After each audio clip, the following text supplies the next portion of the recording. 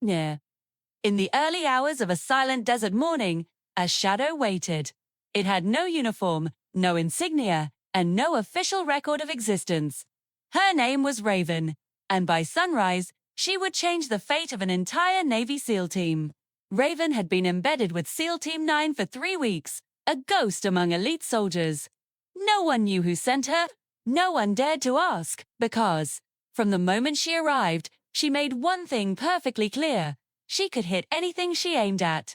The team's commander, a seasoned veteran named Grant, tried to size her up early on.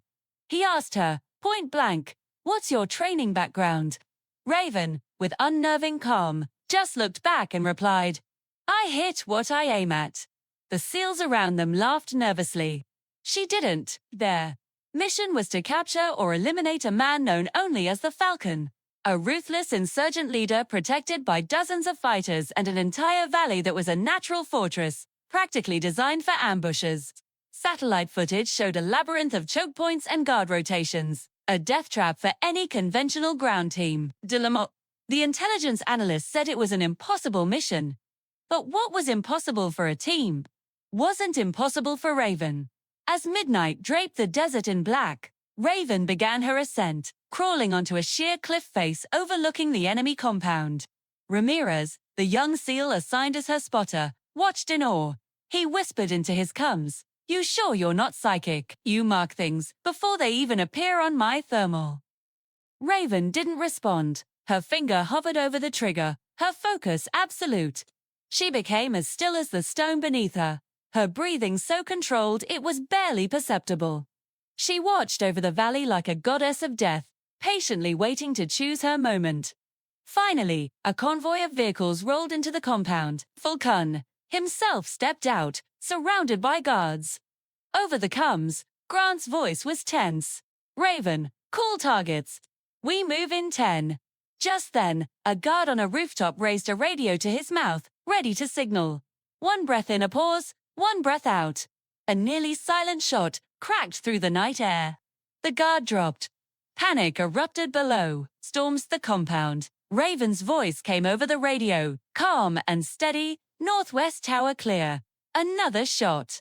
East gate, 2 incoming. Each call was matched with a single, perfect shot. She wasn't just a sniper. She was conducting an orchestra of chaos, making a battlefield out of silence. But even the best plans break a second. Unexpected convoy roared into the valley, a heavy machine gun mounted on the lead truck.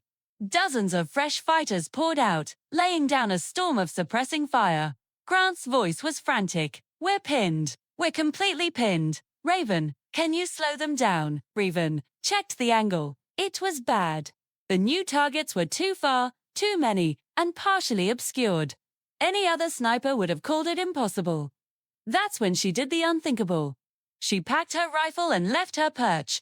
Ramirez watched her disappear over the ridge, his voice filled with dread. "What is she doing?" "Command, she's going to get herself killed." Raven moved like she was born from the desert itself. Low, silent, and completely invisible against the rocks and sand.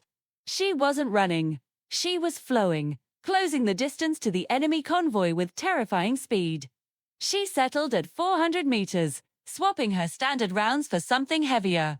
Her first shot wasn't at a fighter.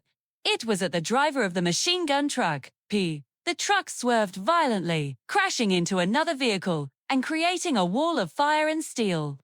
Then, with methodical precision, she started shooting out tires, one by one. The convoy collapsed into a chaotic, tangled wreck. The SEALs, freed from the suppressive fire, swept in and finished the job. In the confusion, the Falcon saw his chance. He sprinted toward a hidden door in the side of a building, a secret escape route. But as he reached for the handle, a figure stepped out from the shadows. It was Raven. She was already there, waiting. She whispered something to him, just a few words in a language no one else understood. The Falcon froze, his face a mask of pure terror. Dropped his weapon and slowly knelt on the ground. When Grant and his team arrived, they found him defeated without a fight. Stunned, Grant asked her, "What did you say to him?" Raven offered no reply. She simply walked past him, her mission complete. On the extraction chopper, the noise of the rotors filled the tense silence. Grant finally turned to her. "Saved my men today," he said, his voice thick with gratitude. "And you didn't even have to be here." For the first time, a flicker of something, maybe even a smile, touched Raven's lips. "Some battles," she said quietly, "choose you." Weeks later, in a sterile briefing room in Virginia, a high-ranking officer pulled up a classified file. "Choose not one of ours," he explained to a panel of officials. "Not officially, anyway." The file revealed a tragic history. Her family, killed by the Falcon years ago. She had vanished, only to resurface as a ghost, a solitary hunter of the world's most dangerous criminals. Months after the mission, Commander Grant received an unmarked envelope, sealed. Inside was a photograph showing a familiar silhouette on a distant rooftop. On the back, a simple message was written, "One less to worry about." Somewhere out there, in the forgotten corners of the world, Raven still watches. A silent guardian, a myth made real. And if you're the kind of person who preys on the innocent, you should know. You'll never, ever hear her coming.